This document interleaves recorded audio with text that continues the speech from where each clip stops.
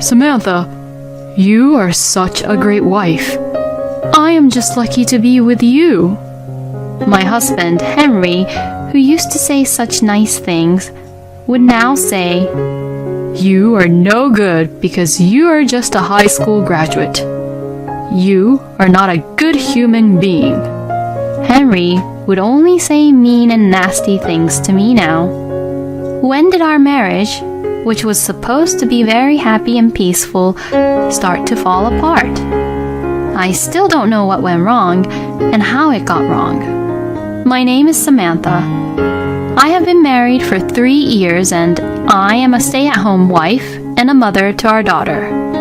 My father has passed away when I was young, so my mother worked very hard to raise me single-handedly. Perhaps it was because she pushed herself to work hard.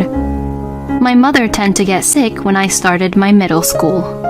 I think Mom was very relieved to see me graduate from high school that after my graduation, she quickly became ill and passed away. I have no grandparents also, but the company's CEO, Alex, and his wife, Isabel, where I started working after I graduated from high school until I got married, took care of me well and acted as my parents, so I was not lonely at all. I met my husband, Henry, through a friend from my high school. My friend invited me to go to a blind date party, which I thought was a world I had no connection to, but I went and met my husband there. My friends saw that my husband, who had never shown much interest in women before, was taking good care of me and showing a lot of interest in me, so the friends encouraged me to go out with him. We started dating in a light-hearted way, but I was surprised when I found out that it was actually the first time for my husband as well as me to date someone. I was very surprised that I was the first one he ever dated because he has such a great smile with a wonderful personality and looked very handsome and seemed very popular with the ladies at the party. I had never met such a nice guy in my classmates or at work, so I was overjoyed when he asked me to be his girlfriend. He was really cool and kind, and I was so proud of dating him, and all of my friends envied me about it. About a year into our relationship, my mother's condition worsened, and she passed away even after doctors treated her in the hospital. My parents had eloped, and I had no relatives to go out with, so I was all alone. Henry supported me when I felt all alone in the world, so it didn't take much time for me to think I can't live a life without Henry. On the other hand, for Henry too, he felt, I have to support Samantha. I'm the only one Samantha has, so I should protect and take care of her.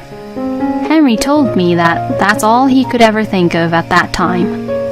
If Henry had not been there for me then, I don't know what I would be doing now. I can only thank my husband for supporting me then and now and taking care of me very well. About a year after my mother passed away, I found out I was pregnant. When I told Henry that I was pregnant, he was overjoyed and said, Really?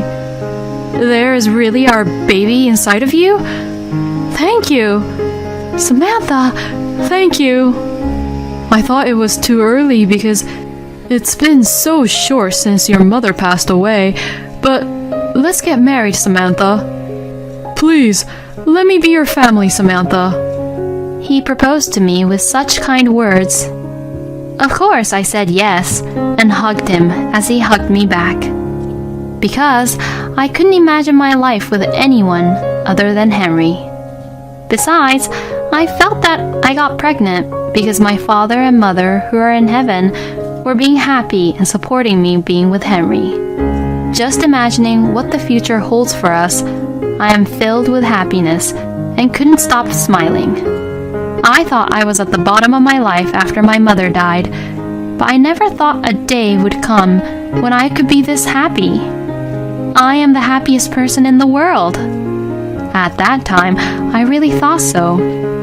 Before my stomach was too big to fit into a wedding dress, we had a wedding ceremony, which Alex and Isabel attended, and Alex walked me down the aisle on behalf of my passed away parents. We think of you as our own real daughter, Samantha. I have watched you work hard after graduating from high school and joining our company. I support you from the bottom of our hearts, and I hope you will consider us as your parents. Don't be a stranger and don't hesitate about anything to us. Or is it too forceful on you to consider us as your parents? Since Alex says such thing, I replied, "Of course not. I'm so happy and feel very cherished. Thank you very much." I decided to take Alex's words and was very glad at his words. Alex seemed very proud of walking me down the wedding aisle, and after my birth to Rose, at least once a month, I would visit Alex and Isabel just to show Rose. I am so grateful to Alex and Isabel for taking care of me and Rose as if we were their real blood-related daughter and grandchild. I am only indebted to them now, but someday when I have more time, I would like to take care of them as my blood-related parents. Henry is also very caring about our daughter, Rose, and takes good care of her when he is home. And of course, he takes good care of me as well. When Henry sees me moving around, trying to do all the household chores and taking care of Rose perfectly since I am a housewife, he says, Samantha, why don't you take it easy a little bit? I'm here too, but if you do everything, Samantha, there's nothing for me to do. I'm so lucky to have a lovely, hard-working wife. Then to Rose he said, Rosie, Mommy is a hard worker, isn't she? As he said this, he put Rose on his lap and played with her. Henry would immediately notice when I look a little tired and would quickly offer, Samantha, are you okay? I can cook the dinner for all of us. And he would quickly make a very yummy dinner for all of us. He is really a good husband. However, when Rose turned 2 years old, Henry's attitude and behavior began to change. There was a change in his workplace, and he was assigned to a much busier department than before. He used to come home at 7 p.m. at the latest. After he got assigned to the current department, coming home at 9 or 10 p.m. was the earliest, and there were many days when he comes home later than that. Since Henry comes back home after Rose is asleep and leaves the house before she wakes up, Rose missed her father a lot. Henry spent most of the weekends in bed, saying that he was tired, and our family time as three was also greatly reduced. Then, he started talking a lot about the woman, Meredith, who became his co-worker at his current department. Meredith is said to have graduated from a higher GPA university in New York compared to Henry. But she does not hold that fact against him at all and is always very polite and attentive to him. Whenever Henry talks about Meredith, he looks very happy and always smiling, saying how she makes his life at work a lot easier. Good for you for having such a wonderful co-worker. Yes, I really appreciate her for being in our department. Meredith is really a very smart woman. She reads things 2 or 3 steps ahead of time and doesn't show it off at all. She makes my job so much easier. She's the only reason I'm getting by. The only time when my husband is in a good mood is when he praises Meredith. If that was the only thing he did, it was fine, but little by little, he started comparing me with Meredith and started complaining at whatever I do. For example, when I was taking care of Rose without cleaning up after dinner, Henry would say, Hey, hurry up and clean up. What a slowpoke. If it was Meredith, I bet she would clean up quickly at a time like this. She's so good at anything she does. Meredith is all my husband ever talks about now. Lately, it seems Henry is calling Meredith by nickname, which is making me somewhat uncomfortable, but I couldn't tell my husband about it. Another time, he got angry when I didn't iron his shirt before going to work, so he said, Who do you think takes care of you? Ironing is the simplest chores for the housewife who spends every day like it's Sunday. You can't even do the simplest chores and you just play with Rose and don't cook well enough. What a married life. I feel bad for myself. There are women out there who are perfectly capable of doing the household chores while they work at office. But it's hard to ask the same from a high school graduate like you. Ha ha ha ha. He said this as he laughed. I wanted to say, I'm doing my best too, but I held back my tears and just ironed his shirt, which my husband just took it from my hands and wore it. Of course, without thanking me, and just left to work without saying anything to me. The woman Henry said about earlier, I think he was probably referring to his co-worker Meredith. I cried alone, thinking how he used to praise me, but how did this happen? He had never said anything mean to me or looked down on me as a high school graduate before. But Henry's words were very cold, and I took it in because I did have a complex of not going to university to study further. After that, my husband's words and attitude became worse. He still came home late, and recently he has been working on the weekends also. So he was not at home at all taking care of Rose or doing any of the household chores. Whenever Henry is at home, he would find anything he could to complain about it, so I feel more comfortable when he is gone to work. But in my free time, I would think about my husband all the time. What did I do wrong? Why can't I make Henry happy anymore? Maybe the situation is like this because I am stupid. It's all because I didn't graduate from university. I am such a useless person. I feel sorry for Rose as I was being such a bad mother. It would be better if I didn't exist. These kind of thoughts kept going around and around my head every day. Alex and Isabel were very worried about me as I gradually became worn out without even realizing it. Hey, Samantha, are you eating well? Are you sick? Maybe you need to get a checkup from the hospital. Don't worry about Rose. We will look after her, so why don't you go and get a checkup? Alex and Isabel were both very concerned, but there was nothing wrong with my health. It's just that our family was not doing so well. I laughed and said, What? Why should I go to the doctors? I am very fine. I'm just on a little diet. I tried to laugh it off, but Alex and Isabel just looked more worried to what I have said, so I guess they didn't believe me for it. Even though I didn't realize it myself, but at this time, I always seemed to be in a daze and had become morbidly thin. I guess my heart was screaming for help. I didn't want to worry Alex and Isabel, so I didn't tell them about how Henry was or what he was saying to me at that time. But I was so sure of this conclusion I came up with. Henry has no more love for me and Rose, but he found someone better outside our family. To Henry, I think Rose and our existence was just in his way.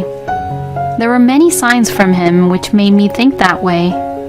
Since number of Henry's business trips have increased, he have started to prepare for his business trips by himself by buying his own underwears, which he used to make me do, and every time he comes back from these business trips, I can always smell the same woman's perfume from my husband and his luggages.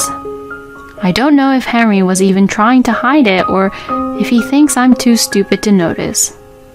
Even if I am stupid and I'm only a high school graduate, I still have the woman's intuition which he should not underestimate. The hardest part is that even though I am almost certain that my husband is cheating on me, I can't think of the life I would have without him. I know for sure that I can't continue to live like this, but then when I start thinking about actually raising a child on my own, being a single parent, my feet start to wobble and I feel like I'm going to faint. I am sure this is where my husband tells me that I am an idiot. I don't have the courage to stand up for myself, nor do I have any confidence in myself at all. I have no parents to rely on, no relatives, no savings of my own, no job in hand, and my child is very young. so there is a limit to how much I can work. No matter how hard I think about it, I felt stuck in this situation that I had no other choice but to be stuck. So I would get more and more worn out and be morbidly thin. One day, Henry came home early looking troubled, so I asked him, "What's the matter? You seem a little strange today. How was your day at work today?" As I asked, he responded, I got fired today. "What?" I couldn't understand what he said because he said it so casually. "What? Wait, I'm sorry, but fired? You mean that you were asked to leave from your job and never to come back?" Yes, fired. Just fired. When Meredith and I were fondling in the company car, an employee found out about it and reported on us, and now the whole company knows about it. Did he just admit that he was cheating on me now? He was fondling with Meredith in the company car and was reported about it. What a shame! I found myself becoming strangely calm. Does he even realize that he just revealed the affair he was having with Meredith to me, his wife? Could it be that he said it on purpose? Just to see my reaction for it? When I was just speechless and silent, Henry just smirked and said, Well, now I'm going to be jobless. So you should work as a breadwinner now. He said this as he laughed sarcastically. At that moment, I felt something inside of me snap for the very first time. No way, I'm leaving. I must have had a poker face at that moment. However, the only people I could rely on were Alex and Isabel. Alex seemed very surprised to see me with the luggages with Rose, but he welcomed me home and took the time to listen to what I had to say.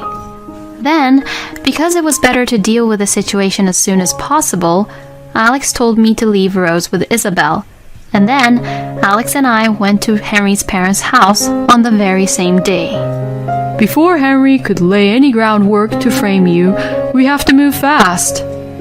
Alex was very supportive and helpful, which I am very thankful of, and made me realize that men like Alex can run and be the boss of a company. I went to my husband's parents' house, which was 20 minutes drive away from Alex's place, and reported the whole story, including his recent attitude with me and the fact that he had been fired from his job for having an affair with Meredith.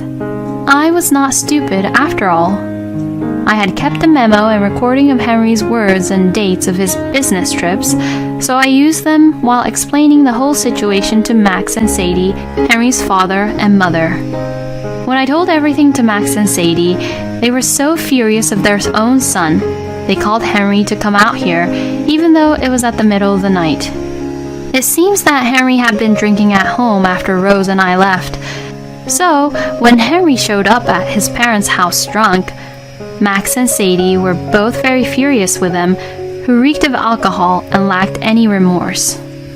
Max yelled and blamed Henry for all the things he did, and Sadie cried and made Henry understand how deep trouble he is in.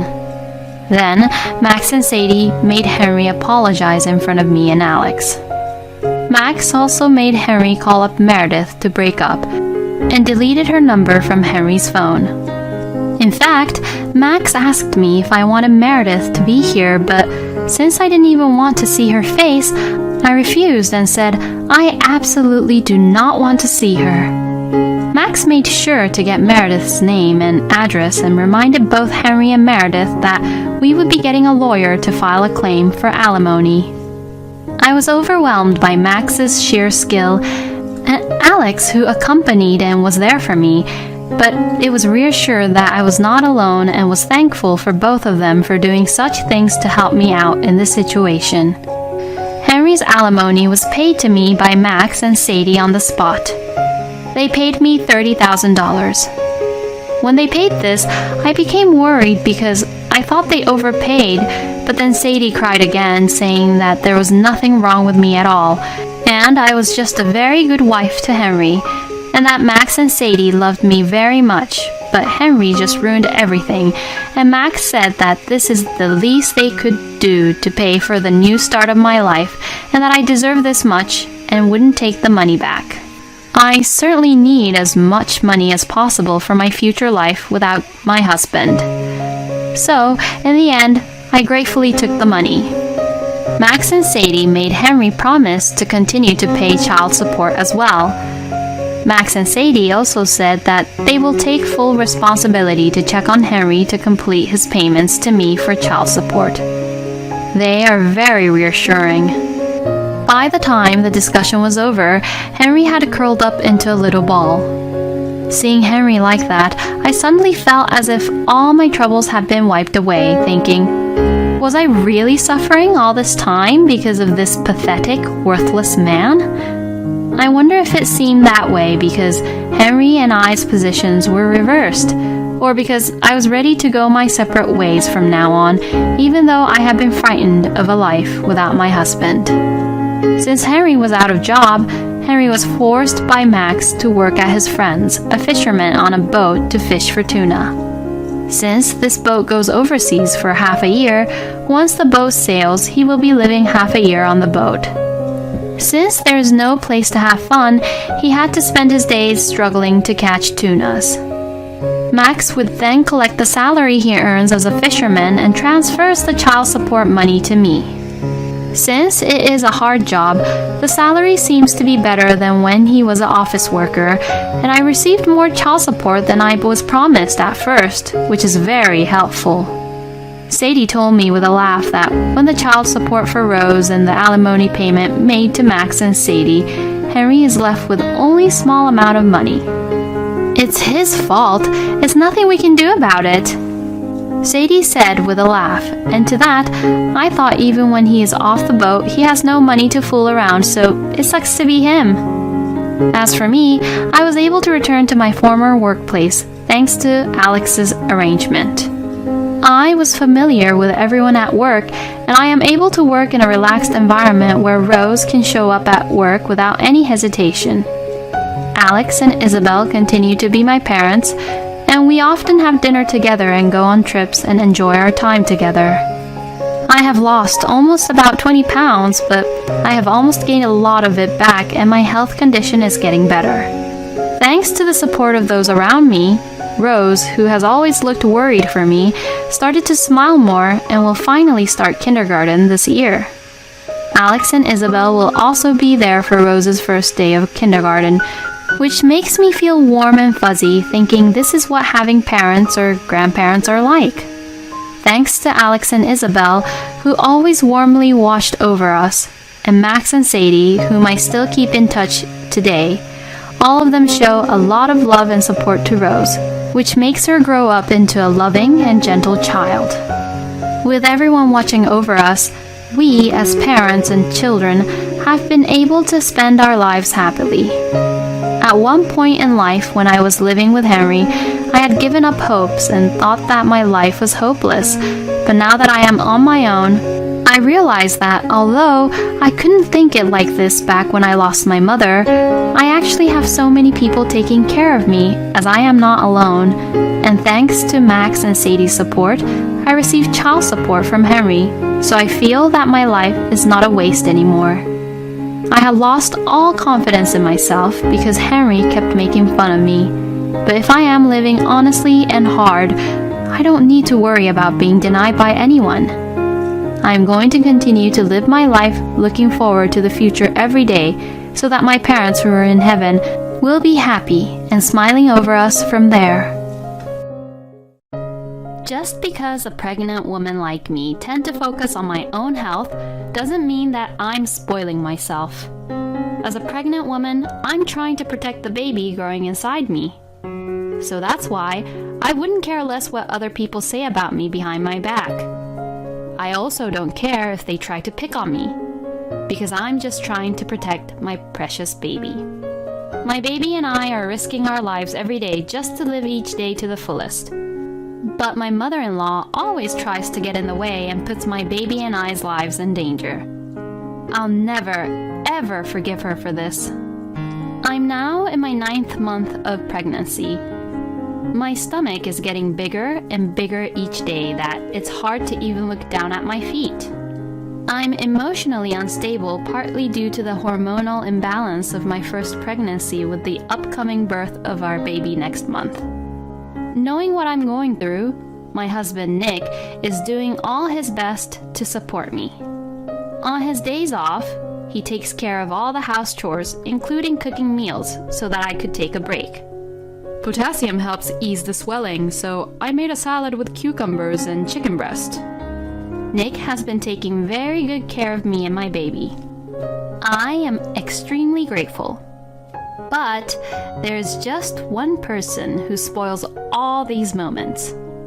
You spoil your wife too much with everything. The person who glared at us, or more precisely at me alone, while she said that was my mother-in-law Lily, who lives with us. The reason we ended up living together was all because of Lily's clever strategy. Lily and her husband had lived in a house together until a few years ago, but after her husband passed away, she could no longer afford to live in that house and decided to move into municipal housing. To apply for it, you needed to win the lottery, and if you couldn't win that, you couldn't live there. The competition must be very high, but to my surprise, Lily happily told Nick that she had won the lottery.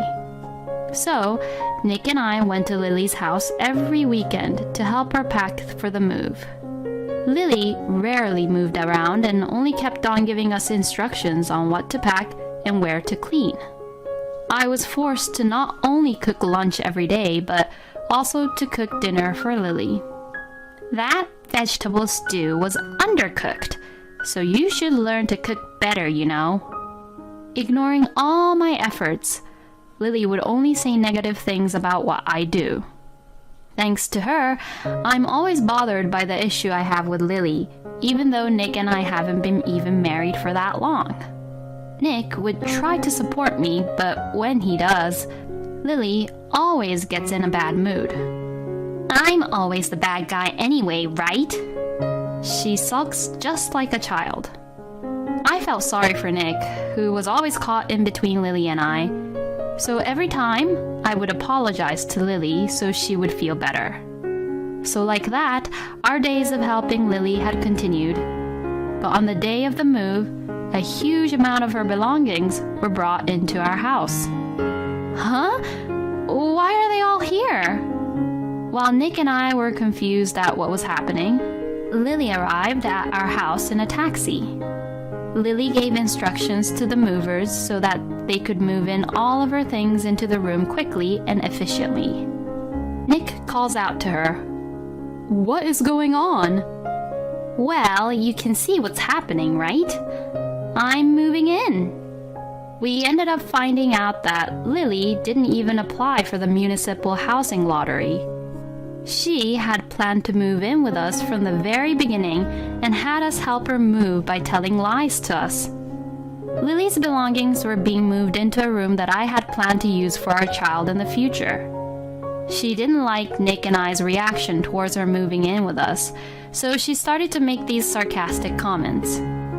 "I know it would be annoying for you both if I'm here, but do you think an old person like me could live alone at my age now? I can't even sleep because I'm afraid of what would happen."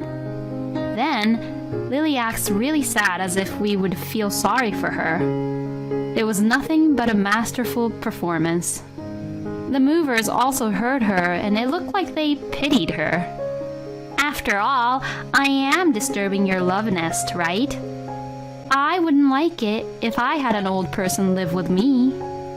The way she said this was completely on purpose, and it really disgusted me. "Oh, that's not true, so don't say that." Nick was tricked by his own mother's tears. "Well then, please take care of me well. Thank you." So this was how Lily had moved in, and this was how we were forced to start living together. The nearest municipal housing was already full, so Nick looked for an apartment for Lily, but she wouldn't budge. "I don't want to live there unless the apartment's less than 5 years old. Since my only income is pension, I also can't afford the rent. If you can pay me, then I'll consider it." Lily saying things like that in a selfish way had continued, so she continued to live with us. In the meantime, Lily became more and more involved in our private life, and a year passed since she moved in with us. As Lily's daughter-in-law, I couldn't really complain, and eventually it became normal for Nick that Lily was at our home. Since Lily was always at home, it was difficult for me to find a place where I could relax. Not long after that, I found out that I was pregnant. Both Nick and Lily was very happy about it. Lily, who had always treated me so harshly, supported me a lot for the sake of her unborn grandchild. But when she found out that our baby was a girl, her attitude changed drastically. "Why isn't the baby a boy? You really are a useless wife." She began to pick on me again. Even when I was dizzy with anemia or lying down since my stomach hurt, she would wake me up without even caring about my health and forced me to do all the house chores. Nick was the only person who can stand between Lily and I. But lately, he has been very busy at work, working overtime and coming home after 10 p.m. Knowing that he's also physically tired, I didn't want him to have to worry about the issues back at home, so I just tried to bear with the situation. I decided to be patient until the birth of my child, but there was a limit to my patience too. It was way better than not taking any action. That's what I thought to myself. One day, Lily's old friend came to visit. She's coming around our town to attend her relative's wedding. So please make sure to take care of her and entertain her well when she comes. She was coming to our house tomorrow. Lily's abruptness is nothing new, so I wasn't really surprised about it. Tomorrow, I can just get some takeout for them. As for the cleaning, Nick did his best to make the living room sparkling clean. So, we were all ready for Lily's friend to come over. But on the day, it unexpectedly rained heavily. It was a very strong rain, almost like it was hailing, since the rain was pounding on the windows. Lily, who was staring blankly outside, says something outrageous to me again. "With this kind of rain, I think my friend is stuck at the bus station, so please go pick her up." What? I regret so much about the fact that I questioned her back. Lily, looking in a bad mood, glared at me and says this. "Even a pregnant woman can at least drive a car, right? So just go." How could you? I can't. Not with the weather this bad. Being 9 months in my pregnancy period, my stomach is so big that I feel like it's already reached its limit. It's too cramped and painful to drive, and if I should happen to get into an accident due to this weather, it would be just horrible. As I looked into Lily's eyes, I firmly told her that I was worried about picking her friend up in this weather, and that I wanted to give priority to my baby, and that I wanted to rest. Even though I said that, Lily's attitude didn't change at all.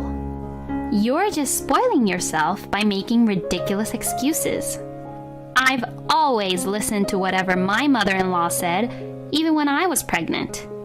But if I drive in this weather and get into an accident, that would be your fault for being careless. Just hurry up and go." "Lily, I really can't. I'm sorry." "Are you talking back to your own mother-in-law?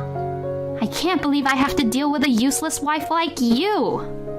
Lily's face turned red, and she was furious.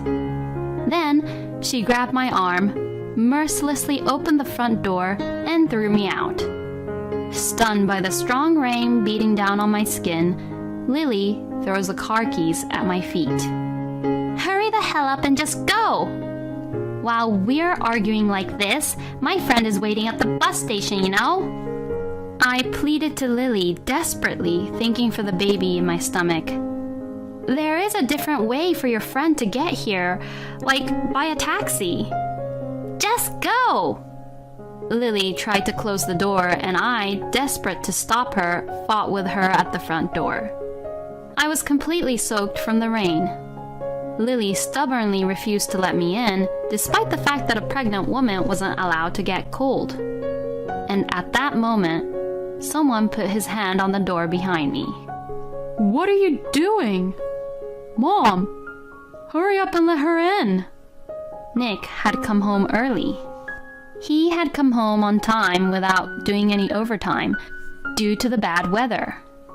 Nick frowned at the situation. I was finally able to enter the house, and Nick immediately wiped my cold body with a towel. Seeing this, Lily was in a completely bad mood. Why do you always take her side? I am your mother. You're terrible. You're the one who's terrible, Mom. You're out of your mind letting a pregnant woman out in this heavy rain. What the hell is wrong with you?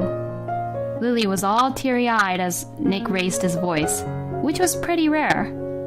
I didn't do anything wrong. I just told her to pick up my friend with a car. Nick sighed loudly as Lily began to cry in an exaggerated manner. Nick, thinking that talking to Lily won't solve anything, asked me what had happened. I told him everything Lily had done and said to me. Then, Lily, who should have been crying, immediately argued back at what I had explained to Nick. She's lying. She wants to get rid of me and she's just trying to make me look bad. She screamed hysterically and interrupted me to prevent me from speaking any further. Nick tried his best to calm Lily down, but the situation didn't change at all. Instead, it got worse and worse. You are just being brainwashed by her. You used to be a kind and gentle boy who cared for your mother. Just when both Nick and I were completely overwhelmed by Lily's words, the doorbell rang at just the right moment. When we opened the door, Lily's friend, Pauline, was there. Apparently, she had taken a taxi and had arrived safely. Feeling something wrong was going on, Pauline asked me if something had happened. So Lily took this opportunity to start saying bad things about me while explaining the situation. I'm sorry I made you take a taxi all the way out here. I was going to ask Nick's wife to pick you up, but she wouldn't because she's pregnant. Really, most of the young wives nowadays are too spoiled. Lily says this so that her friend would agree with her, but her response was surprising. You tried to get Nick's pregnant wife to pick me up in the middle of a storm like this? How unbelievable! That's called abuse! Lily's smile stiffened at Pauline's straightforward comment. Instead of defending her own friend, Pauline raises her tone and began to criticize Lily even more. Lily, your arrogant attitude toward those who are weaker than you and your attitude toward those who are superior to you haven't changed at all. In fact, you've gotten worse, Lily. Hearing Pauline criticize her like this, Lily began to get upset. And the reason you went all through the trouble of inviting me to come over this time was just to show off your happy self living with your son and his wife, wasn't it? I can see right through you, you know. That's not true. I knew that a person like you would never be able to live together with Nick's wife happily, but I never thought that you would be that horrible to her. Pauline really didn't hold back and kept on going on. To be honest, I was surprised to see Lily unable to argue back to Pauline at all. She looked at me, Nick, and Pauline awkwardly. Perhaps trying to get out of it somehow, Lily began to point at me and say this. I wouldn't have tried to force her to pick you up if she had been nicer to me. And yet, she's always against me. I have all the right reasons to get angry at her. The only time I have ever went against her was just now. But Lily's attitude, where she was showing off that she was not in the wrong, was making me more and more angry. Above all, I couldn't forgive her for putting my baby in danger, so I finally decided to take action. I recorded every abusive comments you have ever made about me. I quickly put my own phone in front of everyone.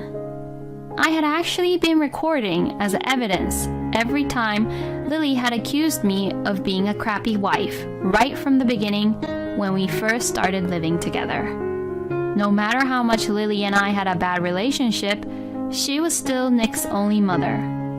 I didn't really want to do anything that would expose the true nature of such an important person.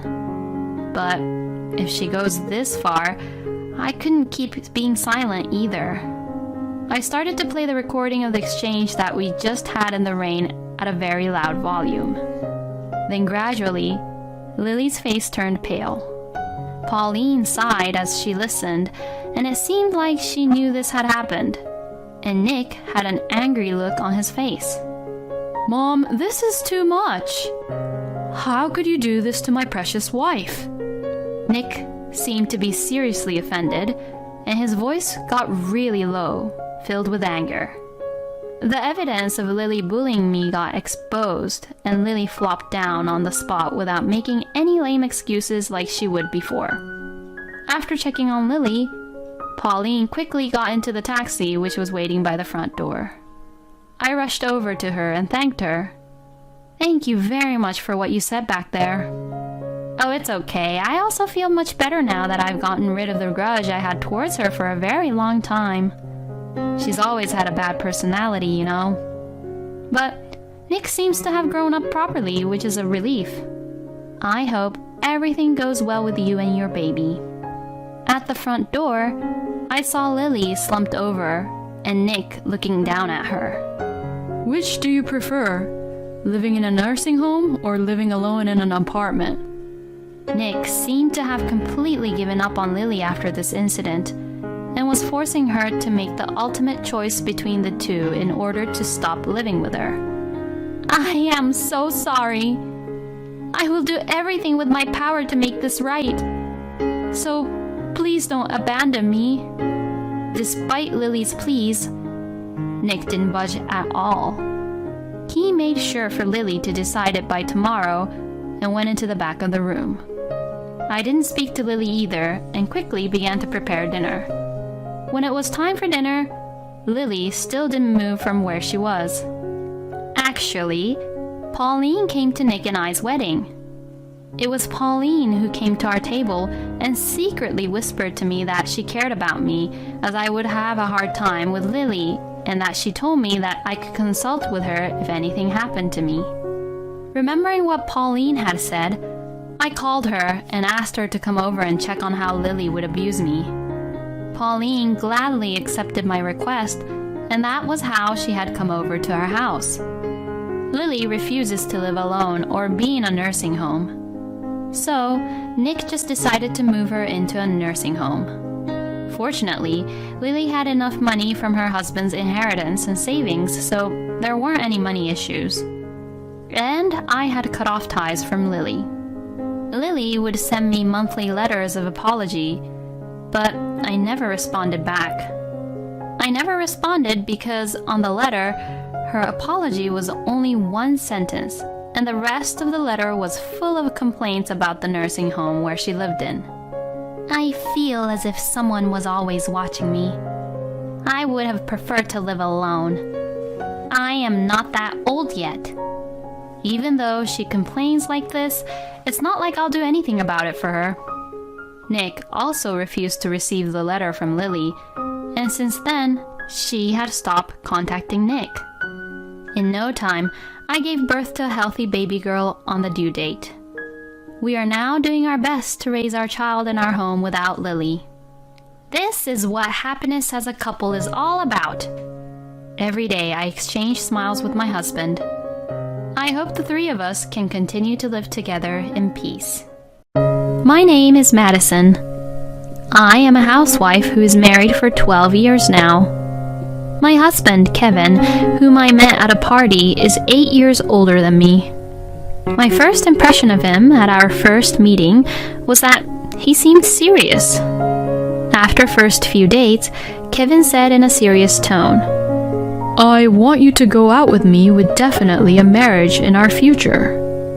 I continued our relationship with the intention of doing so. His serious and sincere personality was just as I had expected. When he proposed, he said, I've lived alone for a long time. I can take care of myself. So, I just need your smile in my life. Hearing his proposal, I felt that I want to spend the rest of my life smiling with him. With this in mind, I said yes to his proposal. And, at my husband's request, I quit my job and became a full-time housewife. And so, our newlywed life began with full of happiness.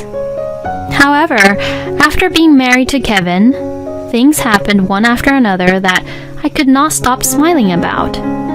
The first was when I visited my parents-in-law's house to greet and meet. My father-in-law had already passed away, and my mother-in-law, Claire, who lived alone, said to me, I feel relieved now. Even if I need nursing care, I'll be fine now. To that, Kevin said, Since you only have sons, you were worried, but now we have a female in our family, so Mom, you should take it easy. You should be thanking me for bringing my wife into the family. Kevin has a younger brother named Harry. Harry was still single and living far away. Huh? Am I a caregiver? I felt a little disappointed in their conversation, but then I laughed it off, thinking it was how they joke around at Kevin's family. Kevin was a teacher, working from early in the morning until late at night, and also advising club activities on the weekends, so he was often away from home on weekends. At my husband's request, I quit my job when we got married and became a full-time housewife. I thought that supporting my husband, who worked hard at his job, was what made me happy. Looking back at this situation and thinking about it, I was young. Eventually, I became pregnant with our first child, William. It should have been a joyous occasion, but my husband didn't like the fact that in the early stages of pregnancy, I was constantly lying down. In a very cynical voice, he said, It's nice to sleep as much as you want every day, huh? There's still laundry to do. You'd better get it done. I am not sleeping in because I want to. I am pregnant, so that is why I am sleepy and sleeping. So why do I have to listen to your sarcastic comments about it? Besides, I thought you said you can take care of yourself and can do your own laundry. What did you say? You're sitting at home while I'm out working. And now, you want me to do the laundry? You said you could do it on your own when you proposed to me. You liar! We would get into such fights that I would run away from home, but Kevin did not bother to chase me or stop me from leaving the house. Also, Claire, my mother-in-law, was troubling me. When I planned to go on a trip with my own parents while I still can before giving birth, Claire said, "Take care and have fun." When she said this, she was smiling, but as soon as she found out that the destination where we were going was a luxury hotel, which Claire wanted to go, she asked me, "Why don't you prioritize Kevin and I for this kind of trip? In fact, why didn't you take me? You have no common sense at all, do you?" Over a letter where she wrote 5 pages of it, fully written. When I talked to my husband about it, he said, "It's your fault for neglecting my mother. I'm taking care of your living expenses and I am supporting you, so you should have the common sense to give the priority to my parents." What is he saying? Besides, this trip was planned by my parents for our family from the very beginning, so I wrote back to Claire about it. Because of this incident, this led to both Kevin and his mother becoming more and more mean to me. And when my stomach was getting bigger, I worked on the farm and wiped the floors with rags until the due date, because being pregnant is not being sick in bed. Don't spoil her just because she is in the last month of pregnancy. My husband, who took Claire's side, told me, "You deserve this because you were slacking off from your household chores." Just because you got married to me doesn't mean that you can be slacking off and doing nothing. When I was resting because my back hurted due to being pregnant. As he said this, Kevin made me crawl on all fours on the floor of the house and sweep the floor with rags. Moreover, Kevin did not help me prepare for our child's birth at all. When my husband was relaxing at home on his occasional day off and asked him if I could go shopping for supplies, he told me, "You have free time, so go on a weekday when you're free. Why should I go on my day off with you when it's crowded on the weekends? Don't try to make it only easy on yourself when you are using my money up." He said this to me while he was focused on his phone playing games. What the hell is he saying, and what does he think about being pregnant and having a baby is about? I just wanted to grab his phone and just wanted to smash it and trash it, but I kept myself calm. Ever since we got married, Kevin was not kind to me anymore as he was before our marriage, but I kept calm because I thought Kevin would change back to being kind to me when he sees his first child born. At that time, I still believe that that will happen. Then our first child, William, was born. When I was in the hospital and the contractions were not getting stronger, Kevin asked, "He is taking too much time to come out. What the heck?" Then I didn't have to take a day off from my work for this. "You should consider more about my work-life schedule," he mumbled sarcastically. Wow, at times like this, Kevin is still mean and say such horrible things. But then, since I was more concentrated on having the baby, I just ignored my husband. As the contractions gradually intensified and I was in so much pain and suffering, Kevin started eating garlic bread right next to me without any care to me. As soon as he finished his garlic bread, he became sleepy and started taking a nap. And to that, the nurse and I was just astonished at him and couldn't say anything about it. Anyways, Kevin was there to witness the birth of William, and he even got to experience cutting the umbilical cord. Kevin became teary-eyed as he held William in his arms, and when I saw this, I forgot about how mean and horrible Kevin was and just felt happy and peaceful.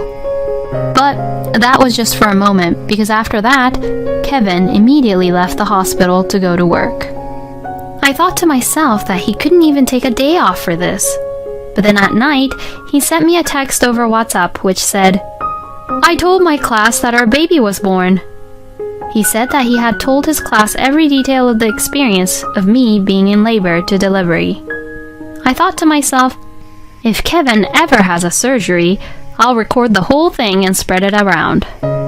Since I was embarrassed by Kevin telling our sacred labor to his class, the thought crossed my mind for a moment. A few days later, Claire came to visit me with Kevin at the hospital, and she said something that was unforgettable to me. "Congratulations! This baby is... Who does he look like?" Of course, William looks like Kevin when he was a baby. You think so? Then there is no doubt about it, right? Huh? What does she mean about no doubt about it? I couldn't take it as anything other than there's no doubt that William is my husband's child. I thought, was it a mistake for my mother-in-law to have been born into this world? I was about to say what I thought just now, but I kept it in and just laughed it off without smiling.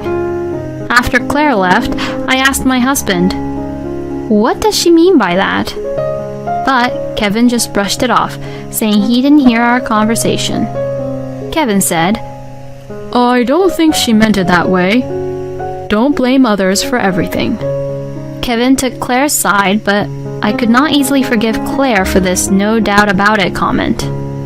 After being discharged from the hospital, I went back to my own parents' house. My parents' house was only a 20-minute drive from Kevin and I's house, but Kevin only came to visit once every 3 to 4 days. Every time he visits and sees William, Kevin just said, "Oh, he is just sleeping," and then just eats a lot of my mother's cooking and leaves without saying a word. My parents were also bothered by my husband's almost total lack of interest in William. They were concerned about Kevin, but since I just gave a birth to a child, my parents didn't say anything about how they felt about Kevin at that time. Then, on the day I was going back to home where Kevin was waiting, I asked Kevin, "Please, can you come pick me up?" And to this, Kevin responded, I am not your servant. You either come back home by yourself or ask your parents to take you home. I was so mad about how he responded that I called him several times and texted him several messages, and after 2 hours, he finally came to pick me up. If you are ready, let's just go. I'm too busy. You really can't do anything on your own, Kevin mumbled. He was in a foul mood the whole time when I was packing my belongings, getting ready to leave, and we returned home as if he was rushing and taking me away from my parents.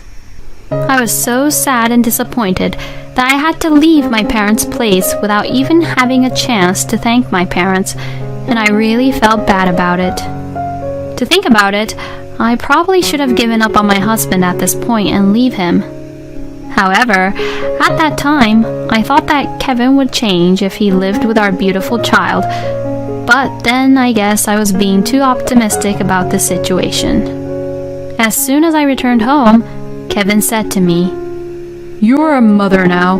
There are mothers out there who can take care of themselves on their own, which you should be doing. Not talking about what you can't do, but find a way to do things on your own. Are you a child?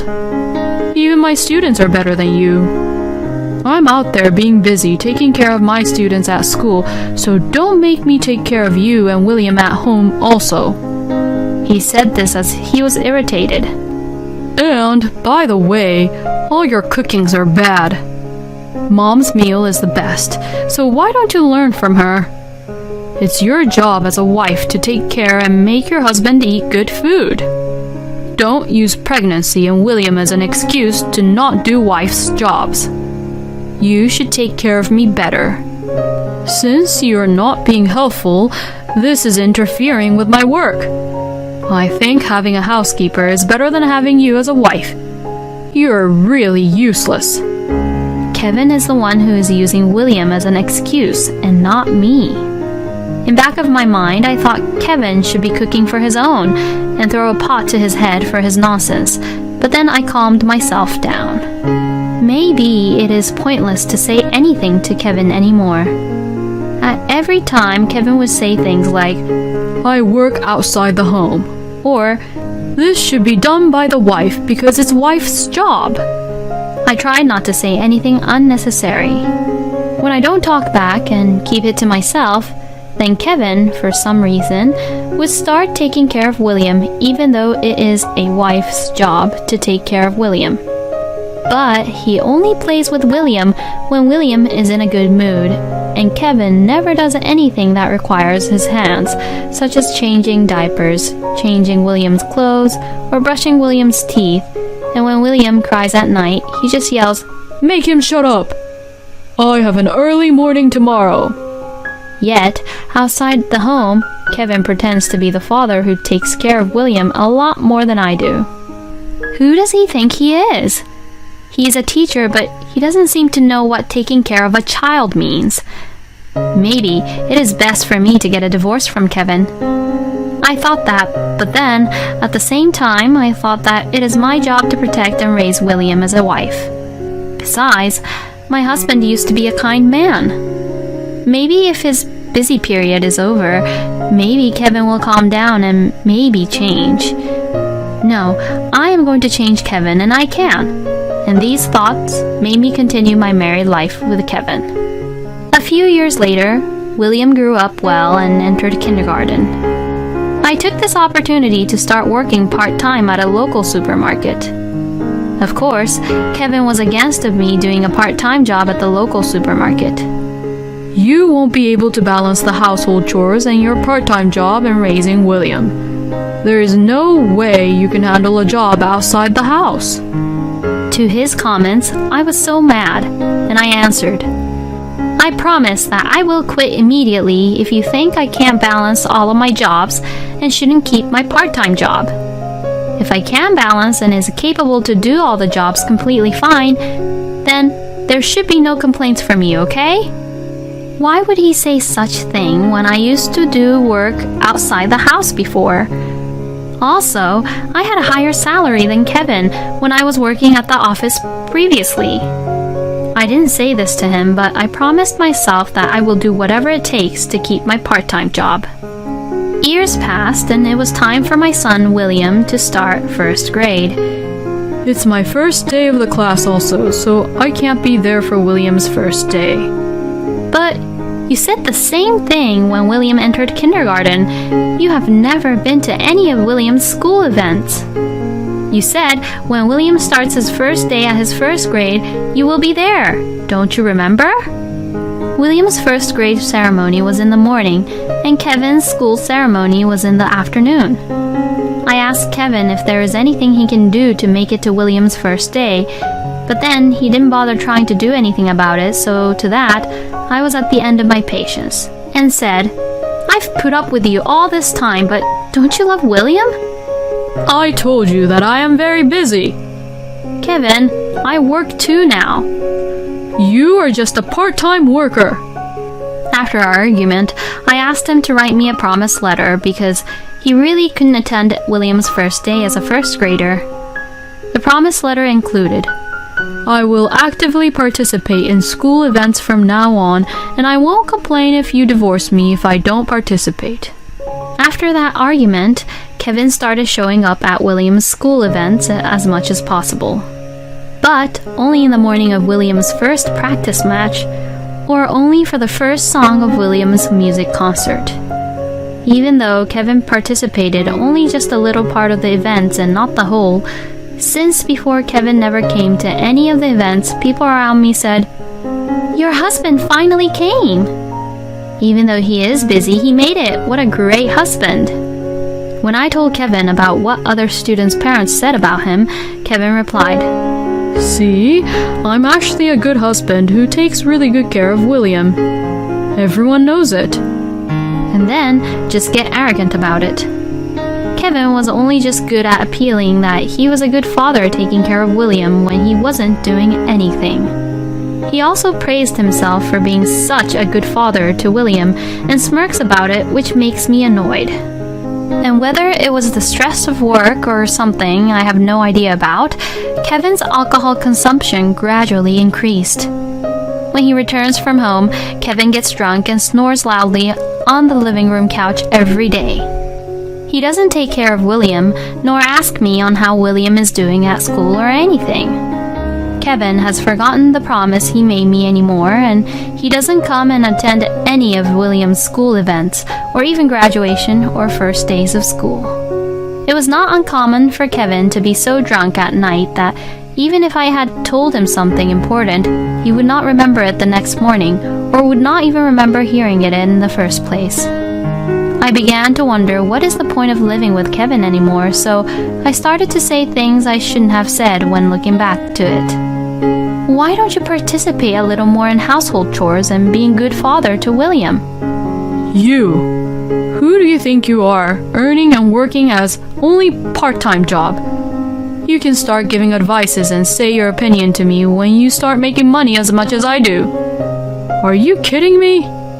He growled at me in a manner I had never seen before. I thought that even if he was very tired, I should not have been told like this just because I asked my husband to be a father to William and asked for support for household chores. Kevin is able to make the money he is making right now because thanks to me, I do all the household chores. I clearly felt something snapping inside me. This is it. It's over. I started preparing for divorce without my husband noticing. I had no intention of giving up William to Kevin because I didn't want William to go through such a burden living with Kevin. So, I did several part-time jobs, and in my spare time or at night, I would work at home to make more money just to not put William through the hardships with Kevin. To be honest, I became very dizzy and tired, but I had no time to spare to prepare for the divorce. I continue to take care of the house as usual, even though I have several jobs now for Kevin not to notice. But I stopped ironing my husband's shirts. I don't care if he wore a crumpled shirt. At that time, Claire became ill and required nursing care. Kevin and his younger brother were discussing what to do for Claire and her future. As I listened and heard their discussion, Kevin said, I'm going to have you live at my mom's place and take care of her because she's your mother now too. He said this in a serious voice. What? Why? I have a job too. No way, I don't want to. What do you mean you don't want to? It is your job to do so. In fact, I'm just surprised you haven't said anything about this situation or offered to take care of your mother. Aren't you aware that she's your mother too? Besides, part-time jobs aren't real jobs. Wait a minute. We're not living in an era that just because I'm a wife, I should be staying at home taking care of only household chores and family. You don't want to take care of my mother? You have been living off from my earnings and not taking responsibility of being the wife? Don't call it a wife's responsibility for your own convenience. If you want to talk about responsibilities, then don't force me to take care of your mother without my permission. I had enough of this. You have crossed my line. I took out what I have been preparing for a very long time now. Here, the divorce papers. I'm quitting as your wife, so write your name here. My husband seemed surprised to see the filled out divorce papers, but he grinned and signed them, saying, I'll take our son anyway. I submitted the divorce papers immediately and left the house with my son. I then immediately contacted my lawyer. I asked my lawyer to contact my husband with the details I had already prepared in advance. Then to this, I got a response from Kevin. He said he wanted to meet with me and talk about it, but I already knew that Kevin would say such thing. I guess my husband thought that I would be the one who would cry and go back to him if we're getting divorced, but that is not the case. I refused all contact and meetings with Kevin and proceeded for a divorce settlement. I had been preparing for this moment for a very long time now. I used all of my savings and canceled my insurance to pay off my mortgage. Because of this, I had almost no savings. I was very lucky that Kevin only worked and left all the household finances to me. In addition to this, thanks to the promise that Kevin wrote and signed himself, if I don't participate in school events, Madison can get a divorce. Kevin couldn't really reject the divorce. Kevin sent me a text message saying, Screw you! I will forgive all the things you did right now and of being a bad wife in the past, so just come back home with William. But I texted back saying, You should be the one apologizing, you idiot, and just blocked him. In the end, I got the house in the form of property division and alimony for the moral harassment Kevin had caused, and he had to go back to his mother's house to live with Claire. He was about to force me to take care of Claire, but now, Kevin has to do it on his own now. Since Kevin wasn't used to doing the household chores or be the caregiver, Kevin had to take leave from his job, and his career, which he was very proud of, was cut short. My ex-brother-in-law, Harry, who apparently planned to force me into taking care of Claire and planned only to come and check on Claire from time to time, is not only penniless, but didn't get near Kevin, who is frustrated by the unfamiliar household chores and taking care of Claire, nor returned any of Kevin's calls. I think Harry plans to leave everything to Kevin.